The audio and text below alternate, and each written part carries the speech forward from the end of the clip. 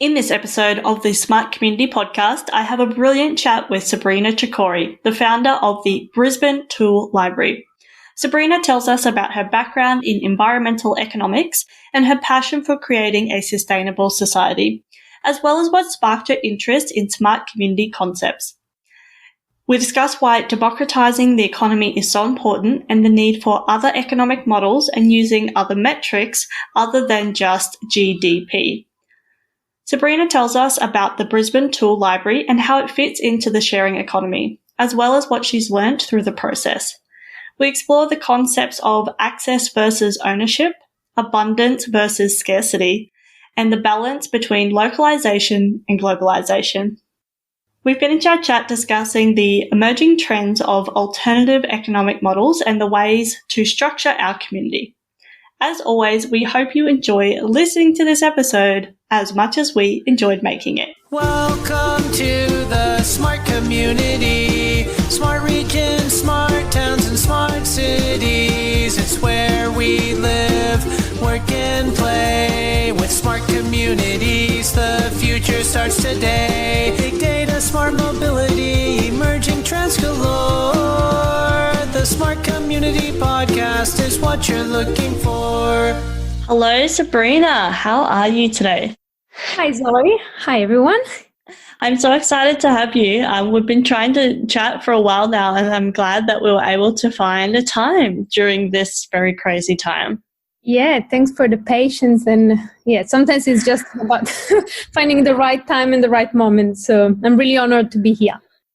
Thank you. Let's jump straight in. And can you tell us about your background and what you're passionate about? Yeah, sure. So I'm 28 and I think I've been active, as an active citizen or as an activist or whatever that active definition means in the common sense of it.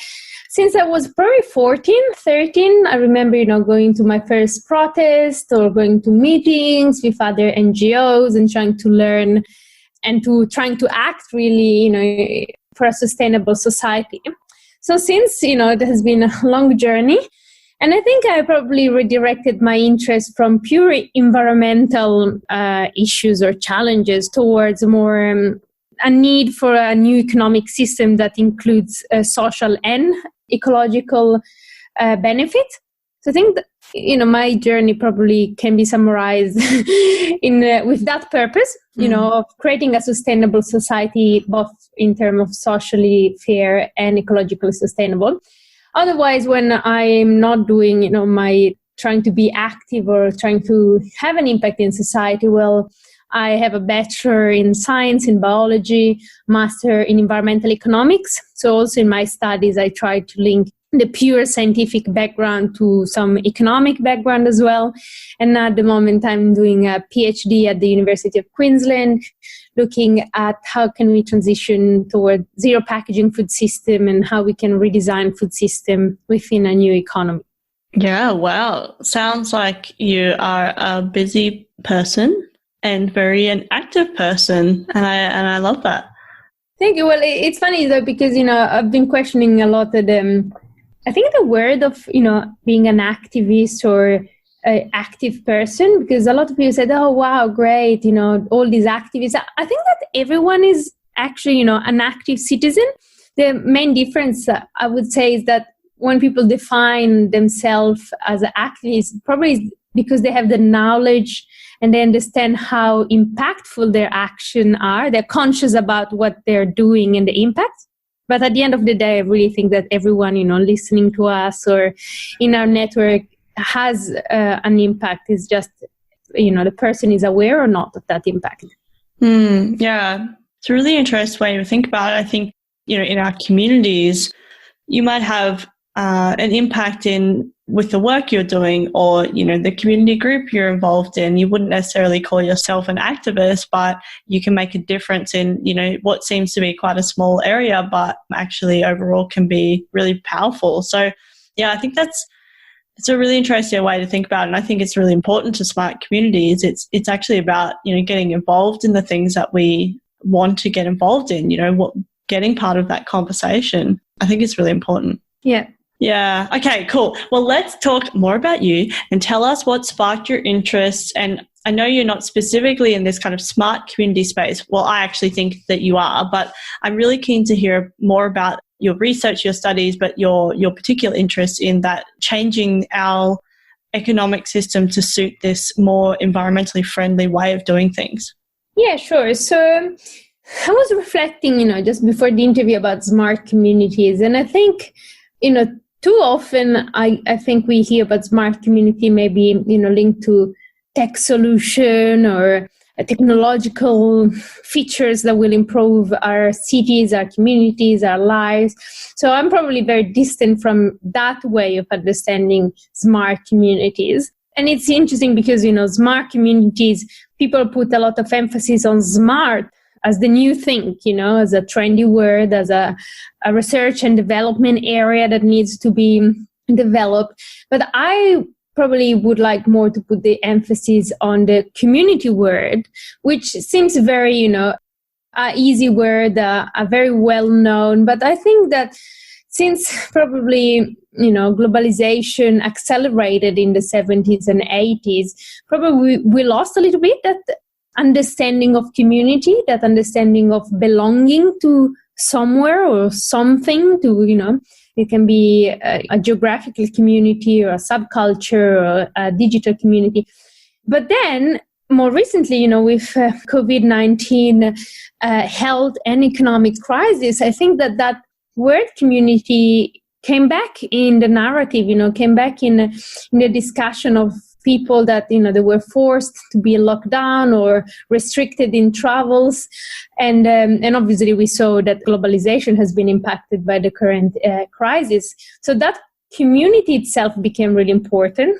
And I think if I should define smart community for me, I would probably say that it's a community designed and organized. So the organized part is as important as designing it in a way to enhance, social and ecological well-being. Mm-hmm. But it's more about the human connection and not, the technology that is linking a community together. Mm-hmm.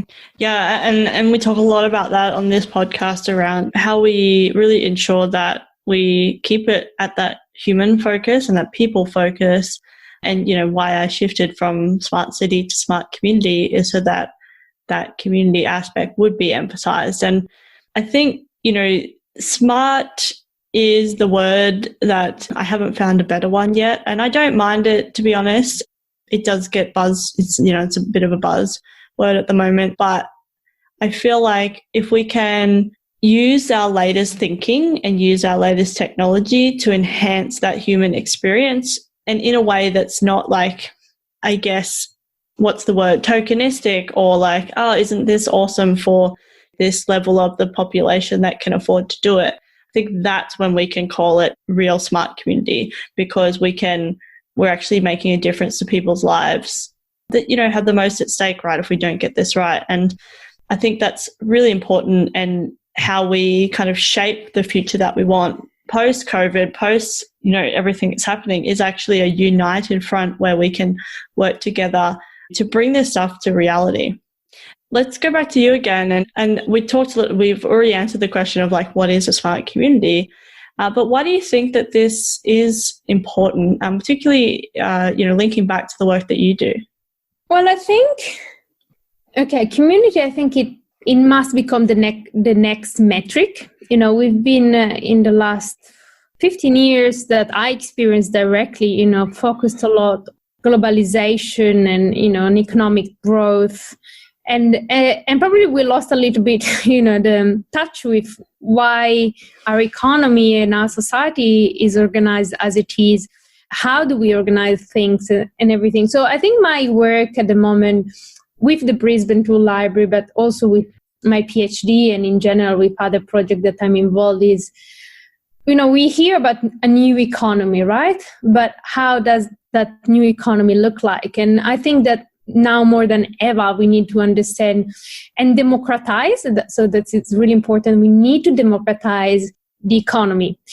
Democratize is in a sense that we need to understand it first in order to be able to shape it. So I'm part and very, active trying to promote is economic degrowth, or called economic post-growth, a view of the world, which means, so basically our current economy is based on economic growth. So the only purpose of our economy is to grow constantly in time. But obviously that's not possible on a finite planet, but it's also not possible to keep perpetuating social injustice and so on. At the moment, our governments around the world, all of them measure economic success, economic prosperity, just basing it on GDP, gross domestic product. And what that index really measures is just a monetary transaction, of goods and services. So I think, the post-growth movement is trying to say, so first of all, from a macroscopic perspective, how can we measure what really matters? How can we measure social well-being? How can we measure ecological well-being? Because from the moment that we decide to use a different index to measure prosperity and to define prosperity, then all our policies, all our businesses are going to try to work towards that common goal, right? So at the moment, unfortunately, when, things are not going well, we cut on a lot of sectors to implement others just with the goal to increase GDP. So I think we need to understand what that GDP is really measuring. Just to give an example, if someone is not familiar with all these terms or this topic, if our economy is not going well, if it's not growing, we can do car accidents.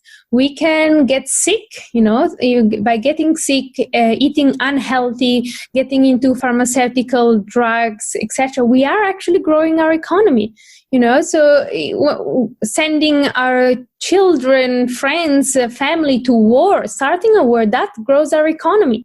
So when we start understanding which activity actually, add to that plus of GDP, we can understand that there's something fundamentally, wrong with how we measure our economy and therefore the well-being of our communities.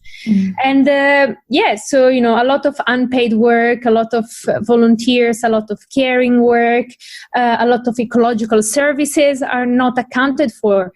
As they say, a standing forest has no value, but if we cut that forest and make furniture out of it, well, that has a value.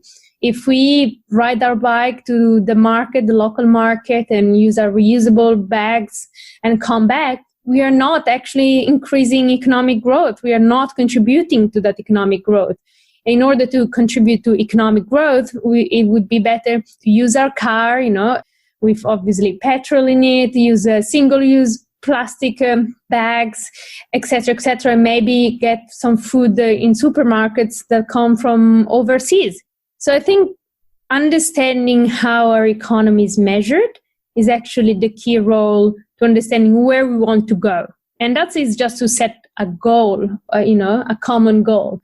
And then, then there's the hard part is where do we actually start the work? And I think that work needs to be started with and within communities. So I don't think that change can happen from a top-down level, and I don't think that it should happen from a bottom-up level in sense of individual responsibility. So community is really the agent of change, I think. So interesting. I'm really keen to hear your thoughts on, we're measuring GDP, we're doing these things. If we are going to flip to another thing that we're measuring, what are some of those key metrics based on your experience that we should be measuring?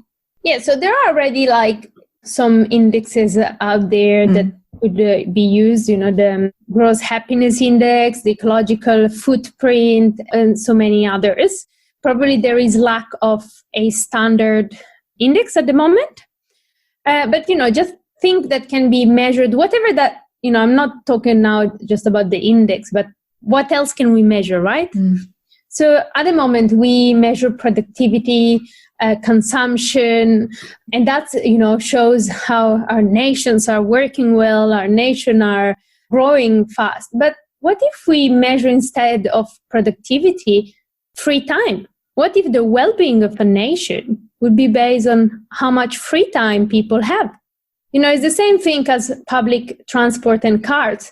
it seems that the well-being of a nation is measured on how much access there is to public transport, right? So developing countries, I don't even like to call developing countries, global south countries still lack of infrastructure and transport, etc. So usually, cities measured in terms of access to public transport, etc. And that makes a great city, a livable city, high quality of life. So I think, if we measure how much free time people actually have, that, for example, would change a lot of things. We would, for example, use that time to cook from, raw material instead of manufactured packaged food. We would have time to repair, to mend, to build, to create, because ultimately the core of a nation is made out of the cultural inputs that community and people come with. So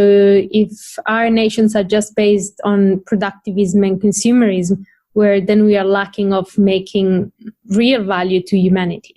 That's so interesting. And I think that's really an important point. And I talk a lot about, when we're talking about technology, a lot of people are talking about how, we can be more productive with technology, et cetera, which are key points. And, for, say, a local government, it pays to be more efficient, more productive internally. So then there's more resources available to do other things. But I think another key point is actually being able to buy back leisure time. Can we use technology? Well, not even just technology. Obviously, that is a key component. But if you're not using it to buy back your leisure time, you're using it essentially to do more. You can be doing more work, but then our paycheck might increase. But yeah, what does that do for our social fabric, our community ties, our family time, our leisure time? And I think that's really important because we do measure success on a societal level on productivity in this country. And yeah, I even when I called you busy earlier, I don't really use that word. I don't know why it came out of my mouth, to be honest, because I don't think that we should measure things based on our busyness, because we can be very busy, but what's our quality of life like, and what are we doing to change that for ourselves and for our communities? Yeah, sure. And you said it right. Unfortunately, there's a lot of emphasis on technology, and sometimes it seems like the ultimate goal, and people forget that technology should be just a tool for something. And unfortunately, that's what the capitalistic system promised, that, with more technology, we would actually be able to have a better quality of life. The reality is that more technology we have, more we work just to afford to get that technology. But don't get me wrong, I'm not against technology. And that's, we're doing this interview using, the development in the sector. But also, for example, in the environmental movements, I'm always very critique because there's a call for renewable energies. And I think it's important. And I think, the energy sector is long overdue to shift towards something more sustainable, especially in Australia that has a full potential for solar and so on. But sometimes I like to provoke or challenge, because I think even in the environmental movement, we need to be more critique of, what we advocate for. And I think that renewable energy is not the solution. The solution is trying to understand why we need that energy and what we need that energy for. Because we can have every square meters of Australia with a solar panel and keep up with this productivist system. But then what are we having those solar panels for? So, and it's interesting, to shift from the conversation from technological solution to actually systemic solutions. Yeah, absolutely. Like understanding the demand, the why, similar with mobility, right? It's like, well, yes, we could build a new road or we can put a new bus and give people access, but actually understanding why are people moving like that? What are some of those things? What can we do to shift the demand, or understand first why it's the case? And we were talking before we started recording about my fellowship and traveling around, and which is ironic that I was flying around in a plane. Don't get me wrong, I'm not lost on that irony. But actually a lot of my report and a lot of my communication around that was understanding the why and continually asking why. and who we're doing this for and, the purpose of this, rather than just going, oh, cool, now I've got an autonomous vehicle. Where can I put this? Where is the problem? Well, not even the problem. I've got a solution. Now let me put it somewhere so I can cut a ribbon or do whatever. But I think that's so important, that we need to understand that the systemic issues, the why behind why we're doing things. Yeah, definitely. Tell us about Brisbane Tool Library. 2 years in which I was semi-unemployed. I was doing casual jobs. At that time, I came to Australia in 2015. I did a master degree here. And after finishing it, I found myself a little bit in that space in which I didn't want to work for, big companies that didn't match my values. And I struggled to find a meaningful job.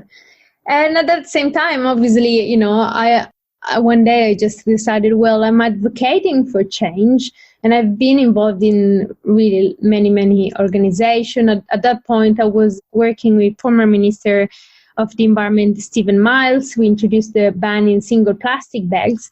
But I could see that a lot of change was expected a lot from individuals to change. We still do. We still expect individuals to do their own bread and to cycle and not to travel and all of this. And I do think, obviously, that change starts in our daily life and we are all responsible for that. But I also think that probably if we want to catalyze that change, we need to do it with the community.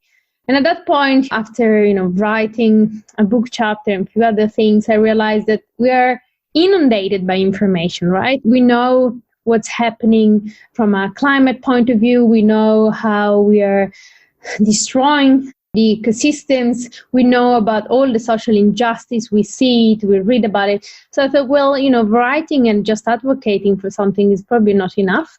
And that's where the idea of the Brisbane Tool Library came. I just really put together that, okay, the agent of change is community. So we need to start something with and within the community.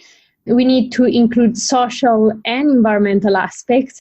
And one goal was also, and it is still, to create jobs. So the Brisbane Tool Library is really like a book library. People can borrow power tools, hand tools, camping gear, kitchen appliances, kayaks, Christmas decoration, Christmas trees. So basically all those items that sometimes we have at home, but they're underutilized. And it's a way to, create and democratize also access to that sharing economy in a way that everyone can, have access to these items, borrowing them and saving, obviously, money because, well, for the price of basically one tool, people can access thousands of them. They can save space at home. And ultimately, we could reduce the ecological footprint by consuming less, virgin resources needed to produce all these items that at the end they are not even fully utilized.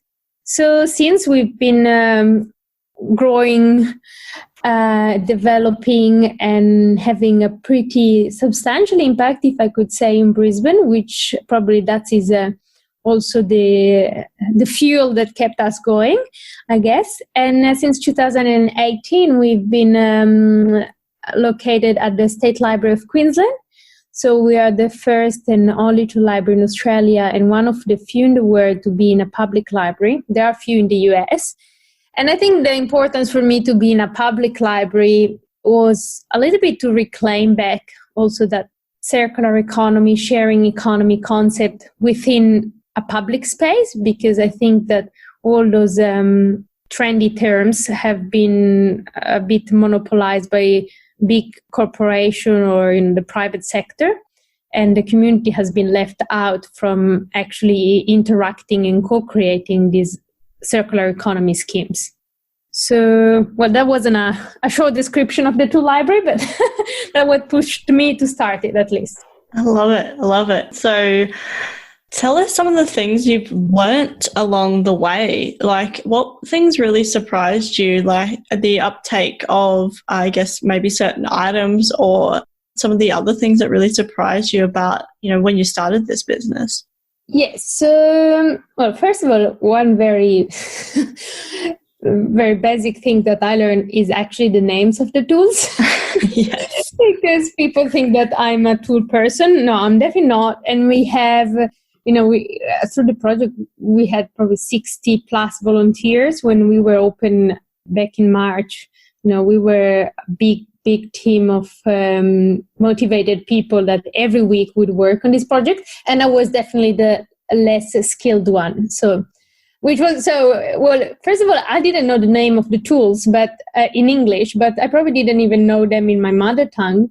So that was definitely going out of my comfort zone.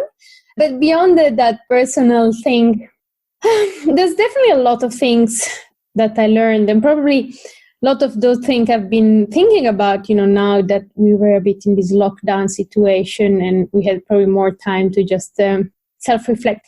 But one thing and probably that's why we are popular or more or less popular in Brisbane, is because I think what we failed as environmental movement during the years is to actually give an alternative economic model that could actually work, or genuine alternative business models or businesses in general that could actually, offer the same convenience, the same belonging to community and stuff. But I think, the environmental movement, and I'm being very critical, but also on my own work during the years, is that we've always been one step behind the status quo.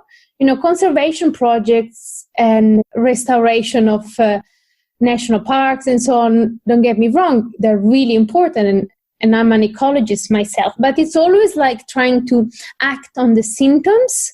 The environmental movement, unfortunately, still now, we're always just treating the symptoms, while we actually have to shift towards the cause of the problem, which is redesigning the system, which is based in economic growth, as explained. So what I realized is that a lot of people that borrow the tool library, they never heard terms like circular economy or sustainability.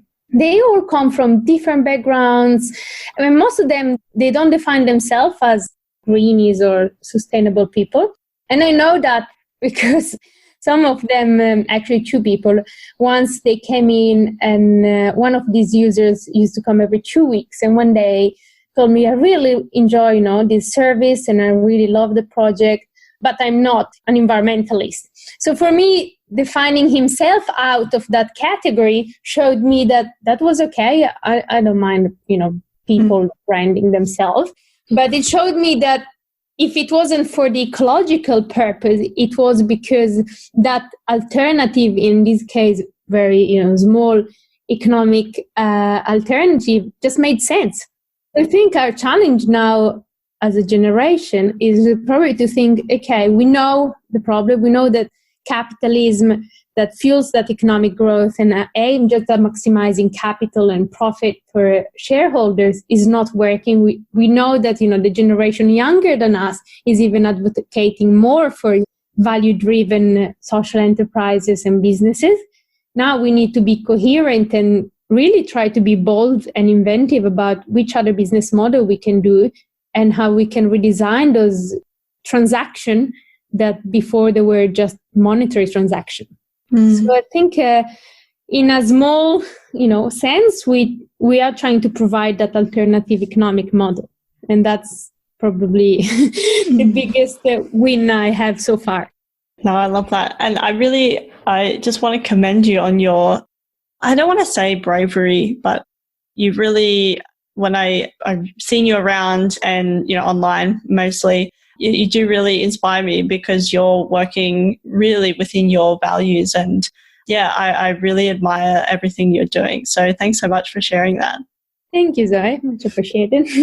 Okay, let's talk about the future. What are the emerging trends that people aren't talking about enough? I mean, I think we've talked about a lot of them just in this podcast. So any other, what trends that we're not talking about enough? Yeah, maybe just to continue on what I was just saying, about alternative economic model or way to structure communities. I think that we really need, to take seriously this kind of sharing economy. And when I say sharing economy, is really like It's more, refer to the commons of commoning, or what can we have in common? How can we access resources? And that's going to be really, really important because we have, an increasing population, but we also have, an increasing middle class in a lot of countries, and we're consuming way too many resources that our planet boundaries can offer. So I think smart communities, going also back to the beginning of the conversations, should really think, how can we live in abundance? Which seems a stupid question, but capitalism is based on scarcity, right? They try to create needs that we actually don't even have, to sell us something so that the machine can keep working and capital can keep increasing. But if we design our communities and our cities around a sharing economy, a sharing of resources, sharing of skills, so they don't even have to be, assets or products, then in that case, we're going to have access. And having access to something without having the material ownership of it, that would really change our way of living. So just to give an example, obviously people borrow tools, they don't have to buy them. But when I say access is also, we saw a shift. We don't buy any more DVDs. We just want to access a movie. So we are having, more and more access to music. So that access is being translated. And that's where I think, at least my work in the future would like to continue, is how can you translate that access that now is very digital to an access that is more materialistic, in the sense, how can we get things in the hands of people so that we don't need to buy them?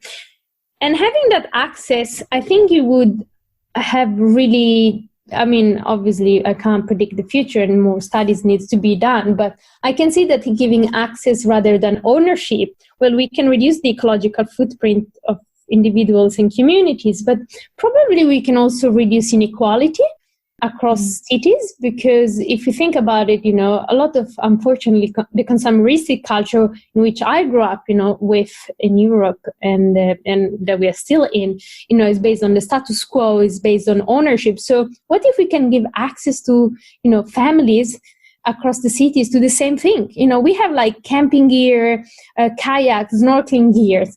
And what if every corner would have a sharing hub? I'm not saying a tool library specifically, it can be anything, We can really probably flatten that inequality. People can't buy things, but everyone can actually have the use rights to that stuff. So with that comes, I think that the future must be local, and localization is a key feature, or at least for me. And by localizing the economy, obviously, we don't want to give up all the convenience and great things that globalization gave us. So we need to be, to make that localization appealing, that localization sexy. We want to not have only access to things, but we want to belong to that movement, to our community. So I would say the future should be local, and that the future should be measured in terms of social and ecological well-being beyond GDP. And then we need to relearn, back to the question, to learn how to live in abundance. Because if we start going to have access to things, then we're going to have abundance. And we won't, chase scarcity with our labor or money or buying things to fill up our life. And if we have that abundance, well, maybe then we're going to be able to have that free time to allow us, to take care of family members, children or elders, to do other things that might not be possible now, to actually achieve a sustainable lifestyle, because I don't think we can achieve a sustainable lifestyle if people are working 8 hours or more per day, stressed and so on. So, yeah, I hope that answered the question. No, definitely. And yeah, I think living in that abundance, it's interesting.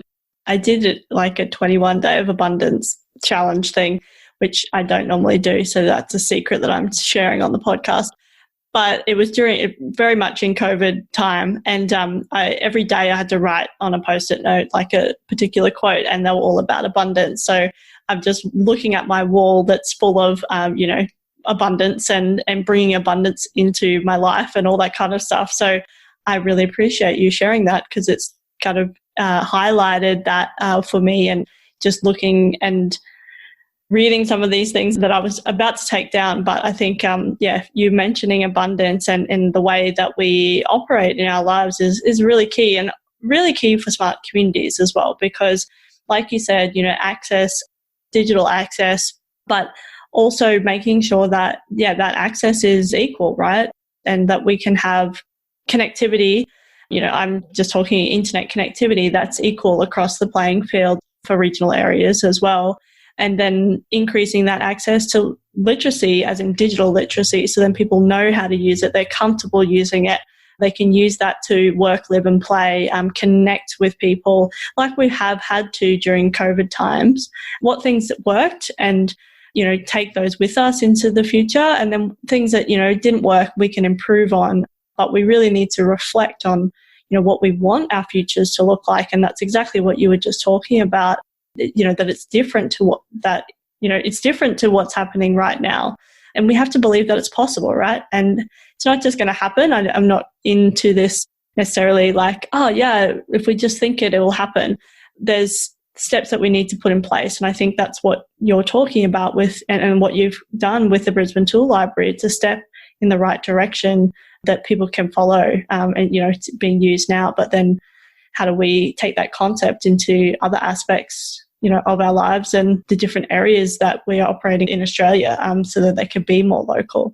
Yeah, and just to add one thing to that, Zoe, and then I will listen to the next part. But Australia has also a very specific and important thing that needs to be rediscovered, and that probably is the Aboriginal culture. We can't talk about communities without actually learning from, the sustainable lifestyle and community organization of Aboriginal.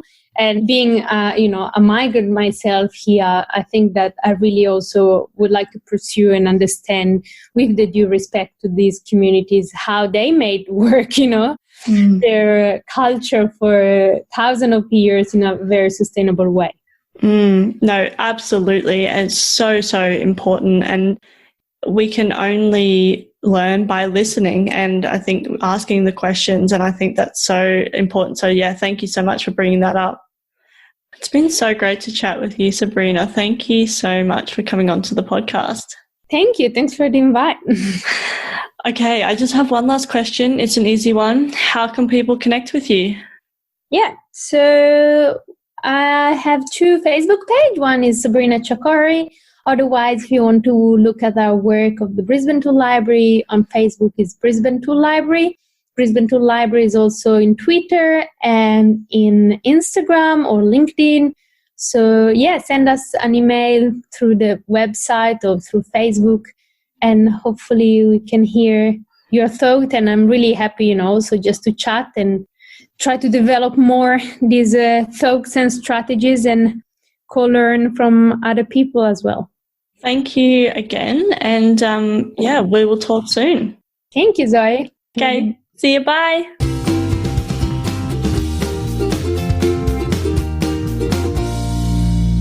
The Smart Community podcast is brought to you by My Smart Community. If you're trying to deal with disruption, not sure what technologies to buy, need to facilitate genuine collaboration, then we can help. Email hello@mysmart.community or head to www.mysmart.community/consulting.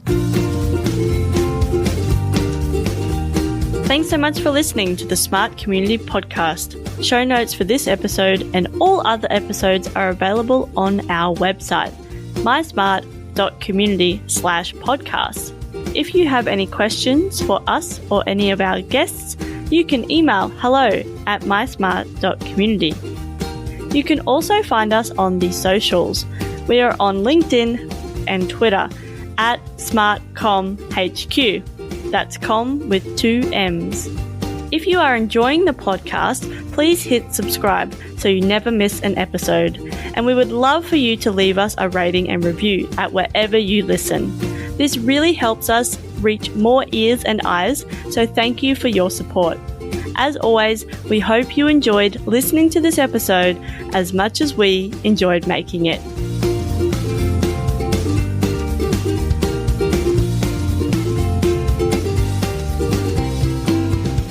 The Smart Smart Community Podcast is what you're looking for.